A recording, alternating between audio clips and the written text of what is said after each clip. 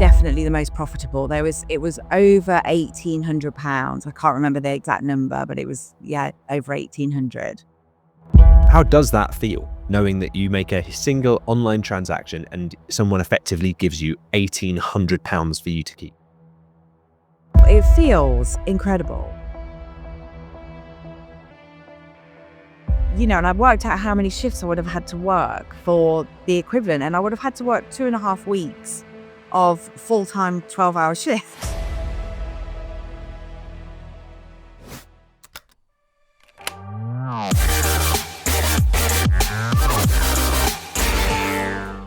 Welcome to the Dropship Unlocked podcast. I'm Lewis Smith, the founder of Dropship Unlocked, and with me is our client success coach, James Eardley.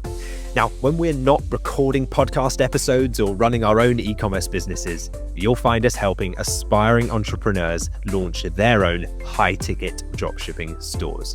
So if you're ready to build your own 6 or even 7-figure online business, then head over to dropshipunlocked.com/start. Now, sit back, relax, and let's unlock your potential with the Dropship Unlocked podcast. In today's episode, we're highlighting another impressive success story from inside the Dropship Unlocked Masterclass. We're joined by Sally, and she's got a great, impressive record so far since joining Dropship Unlocked, and we'd love to bring that to you on today's episode. That's right, James. It's always great to showcase the success of some of our Masterclass members so we can just share a true picture of what it's like to actually start an e-commerce business today. Sally has seen brilliant success with her business and has an equally great story to match. So let's dive in. Firstly, Sally, thank you very much for joining us on the podcast. Great to have you here. So to start with, I'd love you to maybe take our listeners back in time a little bit to the days before you joined the Dropship Unlocked program. What was life like? What were you doing? And what caught your attention? Why did you decide to start your own business? So I was working, I still am working as a nurse. I'm a pediatric nurse, working night shifts full time. And I was just kind of going through the motions. I've been doing this job for over 20 years now. And in the last kind of 5 years or so, I've been doing quite a lot of self-development work and just getting that little idea that I wanted to do something different, but I wasn't sure what it was. And I just kind of kept telling myself that I was a nurse, that's my job, that's what I trained to do, and that's all that I knew or know how to do. Whenever I thought of any different kind of career or a different path to go down, I just thought, I don't know how to do it because I'm a nurse. And so I've been listening to quite a lot of podcasts, self-development stuff, and people have been talking about kind of side hustles and starting your own business and things. But it was so overwhelming for me. I just had no idea where to start. And I listened to a lot of podcasts, and the DSU, the Dropship Unlocked podcast, came up just as a carry-on from something I was already listening to, and it just started playing. And I thought, oh, this is interesting. And I started to listen to it, and I thought there could be something in this for me. I don't know if I've answered your initial question, actually answering that, but I think so day-to-day life you're asking about was basically I've got 2 children, so very, very busy running around after them, taking them to various clubs and this, that, and the other. Just working night shifts and trying to do little bits of self-development on the side, but probably also spending quite a lot of time, wasting time, scrolling and the things that we all do. And then you look back and you're thinking, oh, I've just spent an hour scrolling through my phone. What have I been doing? And I knew that I could have been putting that time to a better use, but I didn't know what or how until I found the podcast. Fantastic. So we've come full circle now for you to be featured on the podcast, which is a great story to hear. And we'll get to the success as we go through the episode. But I want to know about, maybe there was a moment. So you mentioned 5 years you would get onto this journey of self-improvement and maybe coming around to the idea of entrepreneurship as a vehicle for the best kind of self-improvement to improve the direction of your life or where you wanted to go. So was there a moment, do you remember there was something that clicked in your mind that made you think, right, now is the time that I've got to get started? I think, so things have been getting progressively more difficult at work. like I said, I've been doing it for over 20 years. I then made a move a couple of years ago into agency work, agency nursing. And I thought, oh, this is amazing. I was earning almost double what I was earning as an NHS nurse. And I thought that that was the path for me. And that was the thing that I've been working towards on my kind of my money mindset and all that self-development stuff. I thought, oh, all I needed to do was make the switch from NHS into agency. And then almost overnight, they just cut the rate to, they halved the rate almost overnight. So I'm kind of used to, I've kind of, my lifestyle has improved somewhat, and I've started to be able to take my kids away as a single mum. And I do have a partner now, but I was a single mum at the time. And I started to be able to take my kids on holiday. And then all of a sudden, the rate was just slashed. And I just thought, I need something else now. I need to think outside the box. And it all kind of happened at the same time. The podcast just kind of appeared, if you believe in kind of the universe and, things that the power of the universe, the podcast just kind of came in at the same time that I was thinking I really need to make a change. Yeah, I can relate to that feeling of like, you think things are stable, you think you found a good situation. You mentioned that the agency pay was very lucrative, and then suddenly the tables turn and you realize how little control you do have over your own situation. And so that feeling, I think we can probably both relate to, all of us on this call, of like wanting that control and that autonomy. I mean, how did that feel, that moment, just to kind of really zone in on that point, like when that situation changed and you realized that actually they had cut the pay and that it wasn't going to be how you wanted it to be? Like, how did that feel? And I guess, what did that make you want to do? Like, how did that help your entrepreneurial drive? So I'm not going to lie, I'm quite a positive person, but I've had to train myself to be a positive person. I don't think 10 years ago, I was very much glass half empty, and now I'm very much glass half full. But I have had to train my mind to do that. And I think when something happens, and then I probably shouldn't swear on here, but once it hits the fan, you know what I mean? It can be really easy to go back into old habits. So I'm not going to lie, I did go into a real sort of panic moment. And for a couple of days, I was like, well, I'm not getting out of bed. I can't, everything it was almost like everything I'd worked towards over the last 5 years in terms of like my mindset and self-development and stuff. It was almost like a massive kick in the teeth, as if someone was saying, you see, what I told you, it was all pointless. There was no, it was just a pointless thing for you to do. This is what always happens to you. And then I just kind of had a little word with myself, and I was like, no, think of all the work you've done. This is a sign. This is for something. So then I sort of regrouped a little bit. And I'd already been listening to the pod. And my plan was to listen to an episode of the pod every week until, I think this was in September, October. And my plan was to listen to an episode every week until January. And then I would make the decision whether or not I was going to jump in and join or not. And then as I was listening, I don't know what it was, something just said, no, just do it. Just jump in, just sign up and see what happens. And that's what I did. So Amazing. Yeah, sometimes these things come together at the right time. And if you just delay it, you're delaying the inevitable. If you want to join at some point anyway, why not just go for it? So you mentioned that financially you had a hit, so then you felt like the finances needed to be improved, and that was a spark. But would you say there was other things missing, maybe control or freedom, or was there anything that you felt like you was really missing in your life that you wanted to fill with pushing yourself and building a business? So for me, the same thing that I think is applies to a lot of people is the freedom.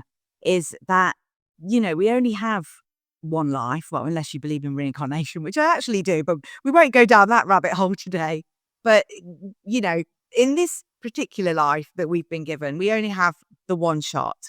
And I don't want to get to the end of my life and see opportunities that I've missed and see places that I wanted to go, and time spent with my children as well. And I just wanted to be able to have that freedom to go anywhere and do anything. I traveled quite a lot in my life. I've been really blessed that I've been able to do that. And I've always throughout my life kind of worked to travel. And that has always been my main driving force, has been friends, family, and travel. And, being able to combine those is just even better. I'd signed up to the agency nursing because it was going to give me that amount of money. And I was used to, in nursing, having to work weekends, night shifts, whatever shifts they gave me, I had to work. And then I found agency nursing, and I did that in order to gain some of that freedom back. So it was so that I could take my kids away for the whole of the summer holidays and do a lot of traveling and things with them. My best friend lives in Peru, and she's also lived in Thailand and China. And so we like to go and spend quite good chunks of time with her. But I hadn't been able to do it for a few years, just because of shift patterns, money, etc. So I started the agency work, and then we spent a month the previous summer in Peru and Bolivia. And I thought I was going to be able to do this every summer. And then all of a sudden, the rate was cut and I wasn't able to do it. And so for me, it was like, I need to get that freedom back. That's why I've gone into agency nursing, to have at least that chunk of freedom in the summer. And that then was taken away from me. And I just thought, no, I need to gain some control back here and not have my whole working life dictated by the boss, Yeah, it's like the final straw, isn't it? Sometimes it's not the first thing that gets you, but it's that compounded, like, grating away of all these various things, and they start cutting the pay, and then you can't travel and you can't afford other things, and you start missing time with the family, and you're like, I need to do something about this. So I'm interested, before you went down the route of joining us at Dropship Unlocked, and I will definitely talk about that part of the journey because that's really exciting. But what did you do first? Did you try something else? Did you look at other business ventures? How much time, money did you spend going down different routes before you found us? Not done that many other businesses before. I've always wanted to, but I've never had the self-belief and never thought that I could do it or be successful at it. So I've dabbled in quite a few things. I'm quite a creative person, and I've done photography courses, and I did a couple of years ago an interior design course, and I did really well at those, and with the intention of taking it forward and building a business around that. However, I just had no idea how to do it. I didn't know where to start. I didn't have that step-by-step instruction. And I just felt, I suppose, really overwhelmed and fearful of starting. So I never started. Or I'd make little, I'd kind of put a foot into something. And my best friend that I spoke about and I, we had a business selling jewelry. And it was a great little business, but it wasn't making us any money. She was sourcing the jewelry where she was at that time in Thailand, sending it over to me where I would photograph it. She would then, she was in charge of all the website stuff. But it brought a little bit in, but it never really made a profit. And at that point, because she was in charge of all the website side of it and I was doing the photography, I just thought, well, I'm only good at photography. I didn't feel that I was capable of doing the website side of it. So I've had these just kind of little dalliances with things, but I've never jumped into anything and stuck at it like I have with this. And why do you think that is, Sally? Is it because you needed more guidance because you obviously didn't come from a business background apart from that hustle that you tried there with the jewelry? Why do you think it was that you couldn't stick to a business before? I think I definitely needed the guidance. Or I definitely need the guidance and just being able to have somebody to bounce questions off, because it's very easy for me to not know the answer to something and then just think, oh, I'm no good at this. Or find that I try something and it doesn't work and then just give up. But the difference with being in the Dropship Unlock program is that the guidance is always there, whether it's from you guys or from other members of the community or from the online videos. There's always an answer. And right at the beginning, when I initially signed up, I just thought, oh my God, what have I bitten off here? Because some of the stuff for me was so technical and so outside of my comfort zone. I mean, I'm working in the NHS. Our computers are like about 30 years old. You know what I mean? That it's not, we're not geared up for sort of, well, I mean, I could barely even save a Word document when I started, put it that way. So it was very overwhelming at the beginning, but it was so step by step. So yeah, for me, definitely, I do need guidance. Yeah, fantastic. That makes a lot of sense. Yeah, I can again resonate so strongly with this because it's when you haven't got that guidance, it's so easy to slip. And I think the brain naturally wants to pull us away from things that feel uncomfortable. And unless you've got like a support mechanism around you, whether that's guidance or if it's just emotional support, sometimes we need that helping hand to keep us pushing in the right direction. But just to keep in that part of your story then, Sally, as we move into the program, just before you join the program, some people find out about Dropship Unlocked. Perhaps they've listened to a few episodes of the podcast, but maybe they're a bit skeptical about joining, about starting it and thinking like, can they achieve the success that they hear about on the podcast? So did you have any of those thoughts? Was there any skepticism? Did you feel hesitant about joining the masterclass? And then if so, what do you think it was that actually changed your mind? I definitely felt hesitant and skeptical. I just, when I've looked at entrepreneurs and business owners, etc., I've just thought that's for somebody else. That's not for me. That's not my life path. That's not something that I'm going to be any good at. So yeah, I definitely felt skeptical, but I think just listening to the podcasts and listening to a few on my drive to work, I just thought, do you know, I think I might be able to give this a go. And then before long, I'd joined the full masterclass because I thought, yeah, this is something that actually I'm really enjoying, and I think I might be okay at it if I give it enough of a shot. Yeah, so that's an amazing transformation to go from, like you say, working with 30-year-old computers, not knowing how to, or barely, in your words, barely being able to save a Word document, which I'm sure is an exaggeration. I'm sure you had more IT proficiency, but even so, even if you didn't, that's incredible to go from that to building an e-commerce business is amazing. I mean, I can certainly relate to that level of initial skepticism and concern and that kind of like, is this for me? Is this right? Can I trust it? I'd be really interested to know what made you decide to just go ahead with it anyway, even having those voices in your mind, those kind of like niggling doubts there. What made you say, yeah, I've got those, but I'm going to do it anyway? I think it comes down to, and it was something I was listening to the other day actually on a podcast as well, and it like summed it up perfectly. It's when the fear of everything staying the same outweighs the fear of starting something new. And the fear of life continuing in this way, of me not being able to go on holiday, having an empty fridge, not being able to afford certain things, and not being able to have that freedom, and spending the next 20 years like that, and getting, then further down the line, and then I'm thinking further ahead of retirement and all of those things. I think it's the fear of things staying exactly as they are. When that fear overcomes the other fear, that's when I kind of thought, right, I've just got to jump into this now. I've got to give it a go.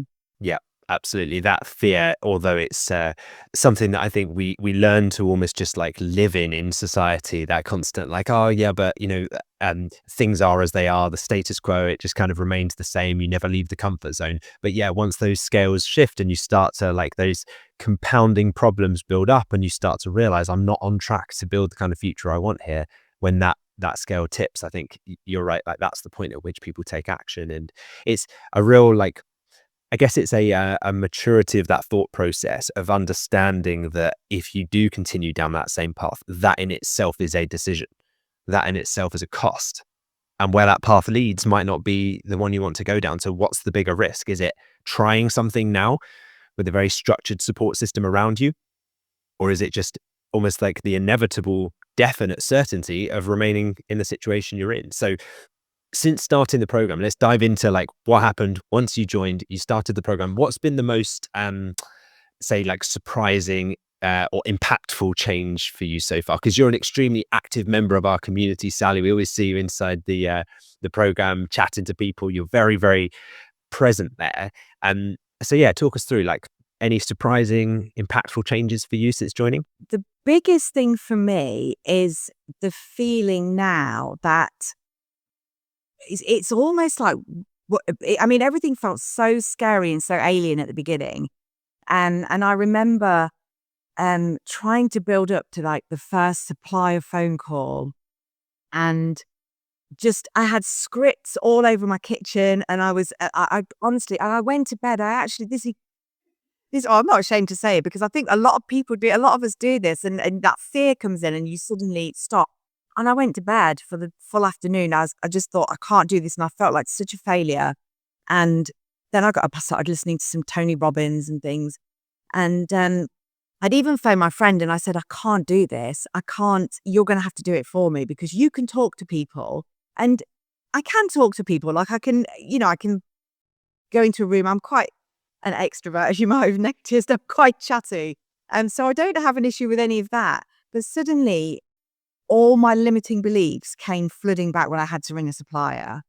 And I just thought, who on earth do you think you are that you can pick up the phone to this business person and try and have a business conversation?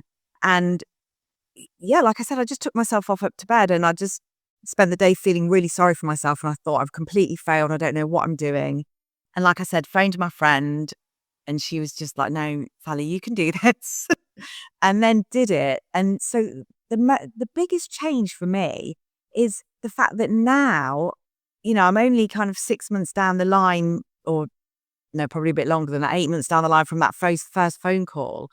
But now it feels really natural and normal to me, to the point that I'm having these conversations and this feels more like me, and I feel more aligned with this than I do when I'm in my other job. And I feel, when I'm in my other job, I feel a bit like an imposter there. So it's really strange. It's been a really strange transition. I can 100% relate to that. That's a really funny transformation where the passion for the new business almost starts to form your new identity, and you start to like lean towards that more, don't you? And then you almost feel this level of like guilt in when you're wearing your other hat of like, am I, still as in touch and in tune with this world as well? And I think that's just part of like leaving the comfort zone and leveling up in life. And like you say, now you're comfortable. You could jump on the phone with a customer or a supplier. You wouldn't be phased, because I guess you now have the evidence to back yourself that you do know what you're doing and that you can generate these suppliers money. So why would you not have that conversation with them? But back then you didn't, and you had to have that belief, didn't you, in yourself, which I think a lot of people do struggle with at the beginning. So yeah, I can resonate with that completely. Yeah, I think it's not always about having that kind of belief in yourself, is it? You kind of had to just jump in, and it kind of comes. And I still feel like I don't have that.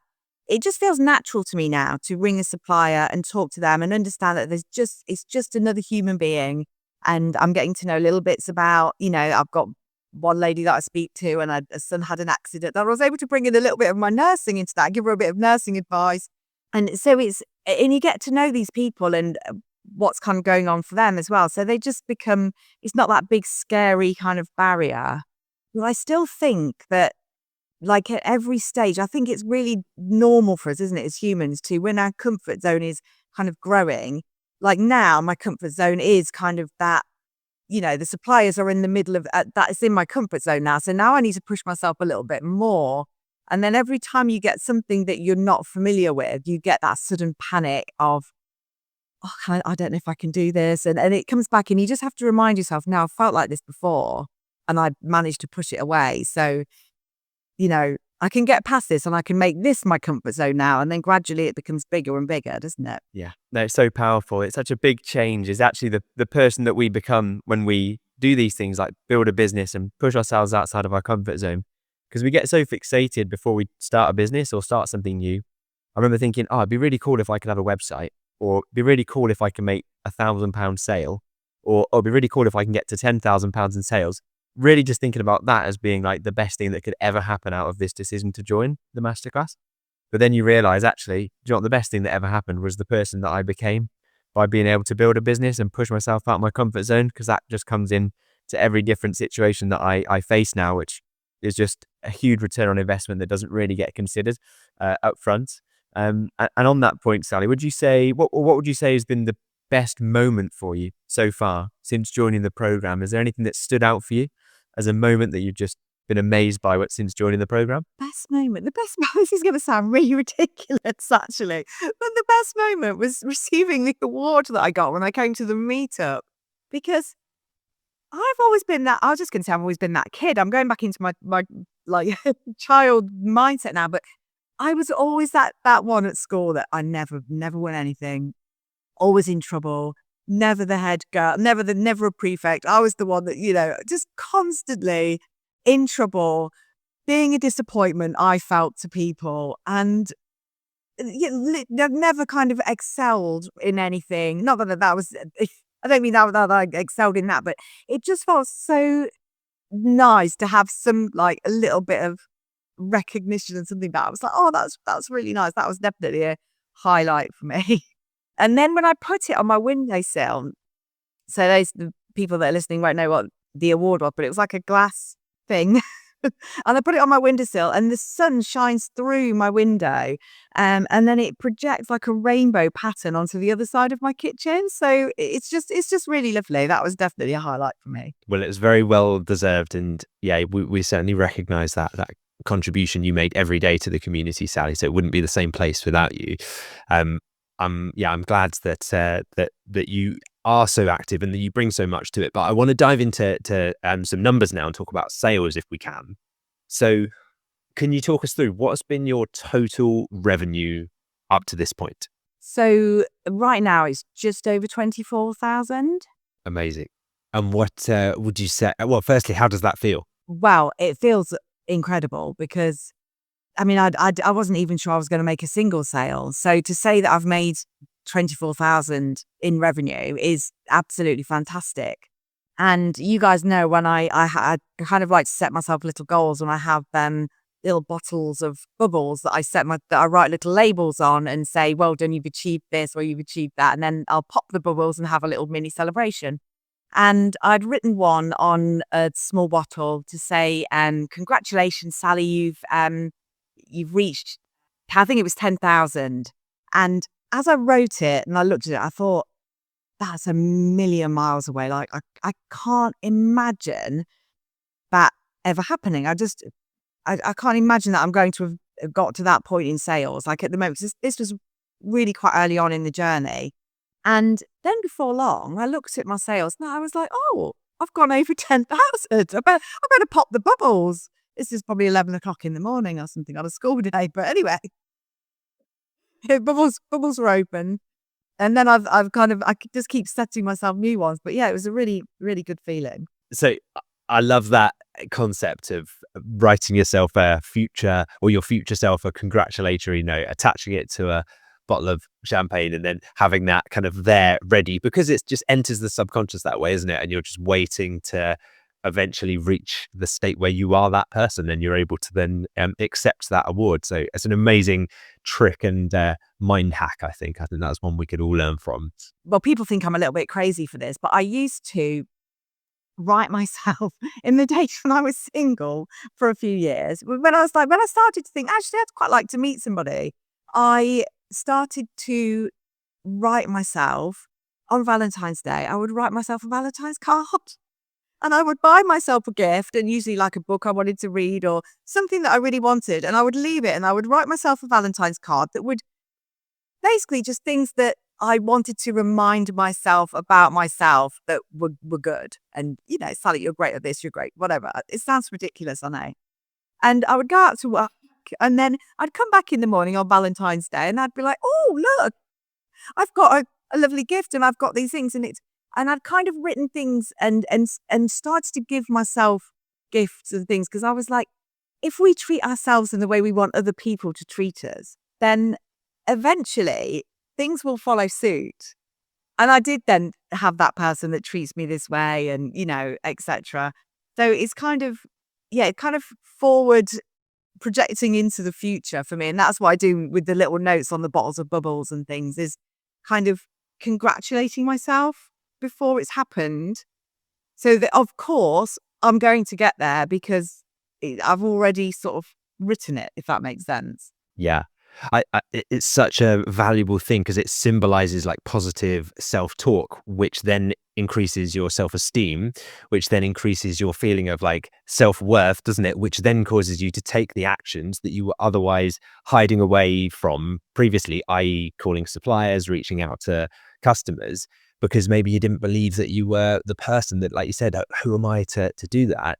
And so I think that's the difficulty with solo entrepreneurship that I relate to very similarly to yourself, Sally, in that when you first start, there's no one necessarily there. Obviously, you have a community now of people cheering you on, but when you first start, it's kind of you and that voice in your head. And if that voice is slanted to the negative, it's just going to keep kind of pushing you down. So we're our own worst enemies, aren't we? And it's breaking that cycle that does it. So I love the fact that you've like gamified the process of positive self-talk, and now you're in a positive feedback cycle, and it's only going to get better. Yeah, definitely. Fantastic. Well, I was going to hopefully get into that conversation at some point, Sally, because I love the idea of these little bottles. I don't know if you've had a bottle for any particular size of order. I don't know, what was your largest order that you've had so far?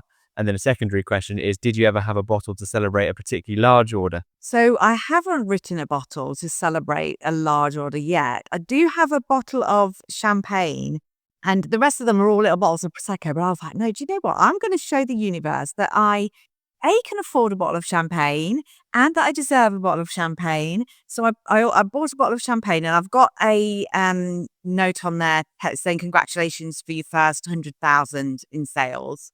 So I'm waiting to pop that up. I don't know when that will be. But I didn't have one for just a particular order, but maybe I need to do that actually. What's been your largest order to date, Sally? Like if we were talking in terms of like the largest sale that you've had so far. So the largest one I've had was for it was for over £6,000. I did give them a discount because I was they asked for a discount, and I was hoping then that this would lead to ongoing. It's more of a B2B sale. Well, it was B2B, so business to business. And I've given them a discount to hopefully bring more business in from them. But yeah, it was for £5,724. Wow. And would you say that that's your most profitable order to date? Like how much profit would have been on an order like that? Definitely the most profitable. It was over £1,800. I can't remember the exact number, but it was, over 1,800. And that order came in when I was on holiday. And it was a really it was one of those things, like a couple of days before we were on holiday, and I was up a mountain, or a big hill probably.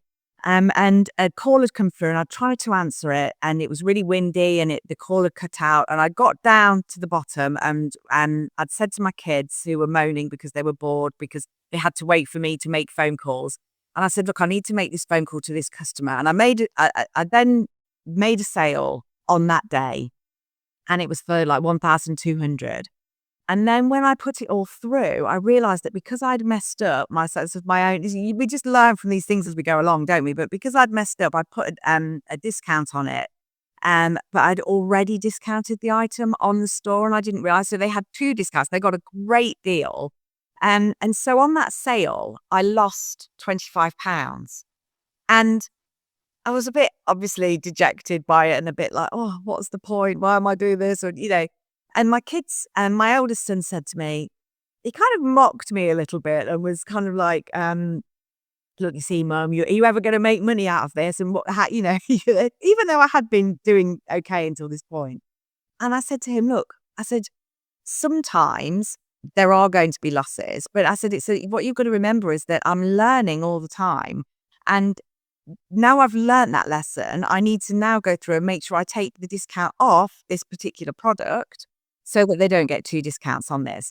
I said, and also it's about, I don't know whether I'm still going to let this customer have this product for this price, because he then may come back in the future and buy something else. He knows he's had a great deal. He knows he's had great customer service, etc.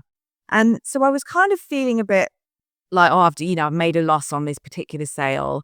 And then a couple of days later, still on holiday, a different guy had called me and wanted to place an order for this big B2B. It was for 12 of the same item. And I was then trying to explain the importance, and we had to pull over at the side of the road. I didn't have pen and paper. I was writing, I think I shared something in the community. I was writing all down my arm in a biro with all these different details, phone numbers and things and I was pulled over at the side of the road in a little village in Wales. And I then said to my kid, when I finally made this sale and made the £1,800, I said to my kids, look, that's why I have to answer every phone call. And that's why I have to get back to every customer, because I don't know whether it's, they just want to order a small accessory or whether it's something big like that. And I've got to treat them all the same. That's an incredible story. I love the idea. And I remember that photo in the community of your arm in the car, biro all over it, like frantically taking these notes, thinking, I don't want to drop the ball on this order. And I can totally relate to that. Like you said, that first sale where you accidentally applied 2 different discounts and you made a small loss on the order. You just chalk it up to early lessons in business, don't you? I know when I think the first phone order I had for my very first e-commerce store, a lady called, and you know what you're doing when you're first answering the phone to customers, you're kind of trying to sound all professional and like you know what you're talking about, but it's very early, so you don't really have that much of an idea. And she wanted to place an order. I think it was for like £700 product or something. And she said, can I just pay over the phone? It would just be way easier. And I was like, when a customer asks to pay, you just accept. So I was like, yeah, fine, no worries. And so I just opened up my website on my phone, like a customer. And I just said, just read out your details and I'll put the order in for you. Because I didn't realize at the time there was like a back end to Shopify. Like this is going back to 2017. And I just thought you just put the order through and that would be fine. So not knowing anything about like credit card fraud protection and 3DS secure, all that kind of stuff, I just put the order through and it went through, but then it popped up in Shopify saying high risk of fraud detected because this customer's card had been used on a different device miles away from where she lived, and it was like all the red flags of fraud. It just looked like a stolen card. And they were like, we're going to withhold the funds for 90 days before paying out just to make sure. And this is early in the business. So like I didn't have much cash flow at that time. And I was just like, oh no, like what do I do? I can't tell the customer. So I just had to front the order and just wait the 3 months. And they did eventually pay out and they realized it wasn't fraud. But like you say, you chalk those lessons up, don't you? And you just realize like we're not perfect. We're just learning every day as entrepreneurs. But when you did make that order that was £1,800 in profit, like how does that feel? Knowing that you make a single online transaction and someone effectively gives you £1,800 for you to keep? Well, it feels incredible, obviously. And and I worked out how many shifts I would have had to work for the equivalent. And I would have had to work 2.5 weeks of full-time 12-hour shifts. No, about 2 weeks. I think it's 2 weeks of full-time 12-hour shifts. So yeah, when I worked that out, I just thought it was 7 shifts, I think I worked it out to be. And so, yeah, it felt amazing. And it felt almost like natural and normal, like it was meant to happen. So, and I didn't feel massively like an imposter at that point. But then obviously then the thought comes in of, is that going to happen again? Is that just a one-off? Can I actually build on this? Or is that just one sale? And then I was swimming in the sea that afternoon. And I just need to go on holiday more, obviously, because this is where I make the sales. I was swimming in the sea, got out the sea, looked at my phone, and I'd made another sale for over £1,000. So and that sort of cemented it. Then I thought, right, wow, this is pretty much paid for the holiday. So yeah, I mean, that obviously felt amazing. That's it. The best sales and the ones that feel the best, I think, happen when we're doing things where we're not even thinking about it, where we're doing something completely unrelated. We're on holiday, we're enjoying time with the family, we're in the sea, and then it comes through and it just makes you realize like this is how life should be. I've built a system. You put in the hard work. Like no one's put in more hard work than you. You absolutely followed the process to a T, but you should be rewarded for that work. Through the system, you front loaded the work, you built it in a way that it will eventually become independent of your time. And I know at the moment you're taking your own phone calls, hence the scribbling on the arm in biro, but eventually it will be a virtual assistant that I imagine you'll have on your team that will be able to take those things. So just kind of jumping ahead and looking a little bit more to the future, Sally, how do you think the success of your e-commerce business as it's starting to grow and building momentum, how do you think that's going to change things for you in everyday life moving forward? Hopefully I'll be able to drop some shift. This is the kind of, it's a bit of a at the moment it's a bit of a balancing act because I am obviously still needing to work and running the business at the same time. But I'm hoping that once things kind of progress and once the wheels sort of start turning a little bit more, the more that I make then on the business. At the moment, I'm not taking any money out of it because I'm wanting to keep that all in and build the business and not using that for day-to-day life. But I'm hoping then that I can gradually drop ships and then eventually I'll have a lot more time to spend on the business, which I think it will just build momentum. Do you know what I mean? Once it starts going, I think, and then obviously, like you said, getting in and a virtual assistant, which will then free me up to be able to do a lot more in terms of growing the business. Yeah, that will really free up your time. And I think that's when you can really start to step back and work on the business again and, you know, grow the business and have it as a system that generates you an income. So you said that where were you listening to the podcast originally when you said you first heard it? And you said it popped up after the end of another episode. Do you remember, like, were you in the car or? I think when I first started listening to the pod, I think I was just getting ready for work. And I generally just have something playing in the background while I'm getting ready. And so, yeah, I was just getting ready for work and it just kind of carried on playing. And I thought, oh, this is really interesting. And then I went back and started listening to other episodes. And then I came across an episode with a chap called Neil, who's in the community. And I was driving to work when I listened to this. And I remember, I really distinctly remember what he was talking about in that episode and talking about setting his children up for future businesses and talking about retiring himself. And I just, as I was listening to this, I just thought that was the one episode that made me think, I need to sign up for this. This is something that I could actually do. I could really relate to the conversation that he was having. And yeah, I mean, now, and at the time, I kind of looked at him and that conversation and thought, he seemed like a million miles from anywhere that I could ever be. And I just sort of thought, oh, could I do the same?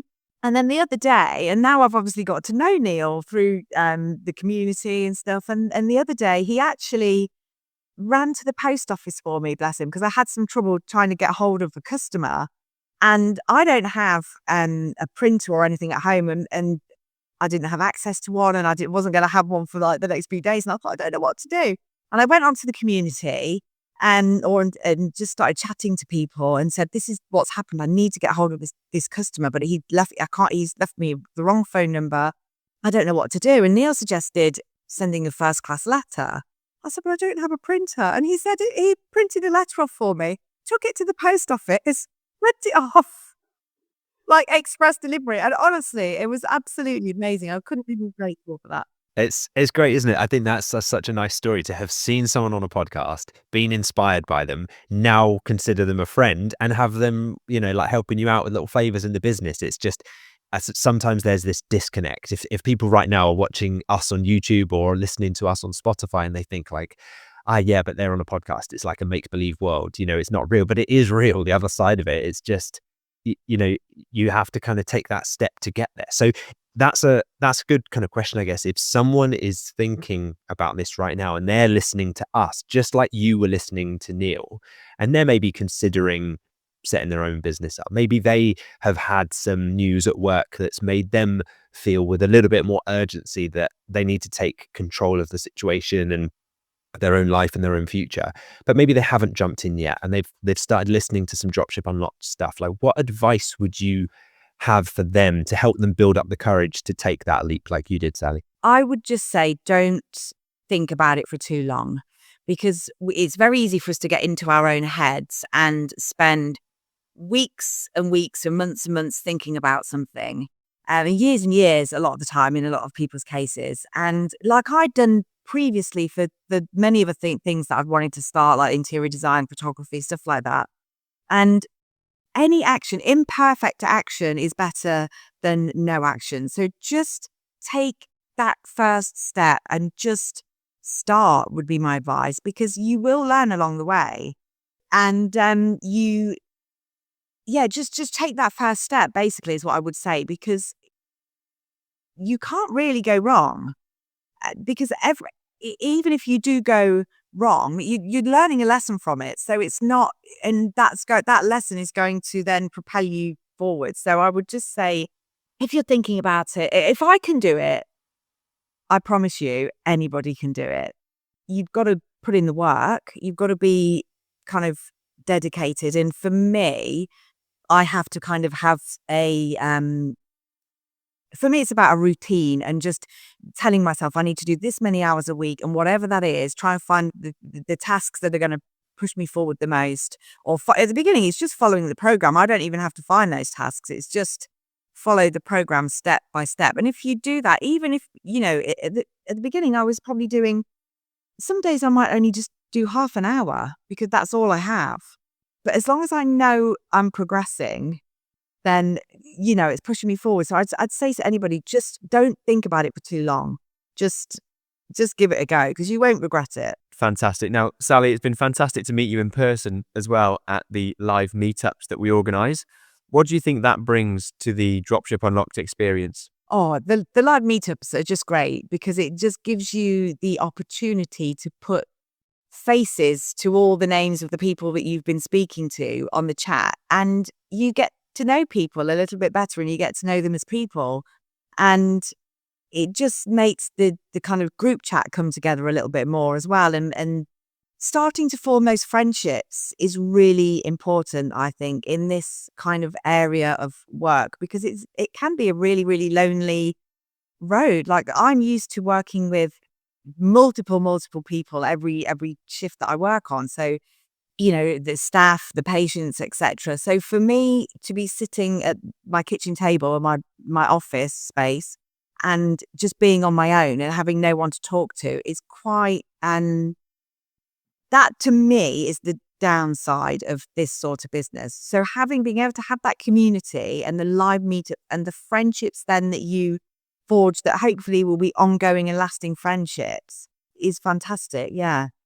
It's really good. And the live meetups are great. And it's just really good to see people in person. I think those are really wise words to end on there, Sally. I think that's great advice to anybody who is listening to this and maybe is at the stage that you were at yourself before you bravely stood up and took action and took control of your own future. So thank you for joining us on the Dropship Unlocked podcast today. Thank you for being such a valuable member of our community and being so active and so friendly and supportive for other members. You embody exactly what we want in our community at Dropship Unlocked. So just a big thank you for us for being here today. Oh, thank you so much for having me. It's been an absolute pleasure. Honestly, it's been really great talking to you guys. And there you have it. What a brilliant conversation that was with Sally. Absolutely. James, really enjoyed that one. Sally's journey highlights the power of mentorship and the value of being part of a community that supports your growth. Really interesting discussion, and a big thanks to Sally for joining us on the podcast. If Sally's story resonated with you today and you were listening to this thinking, wow, I think I could do that too. If you're ready to start your own journey, remember, success begins with just taking that very first step, just like Sally did. So to get started and follow in Sally's footsteps, head over to dropshipunlocked.com/start. Are you enjoying the podcast? We'd love to hear from you. Leave a comment or a review and we might feature it in an upcoming episode. And for detailed show notes and resources, visit dropshipunlocked.com/podcast.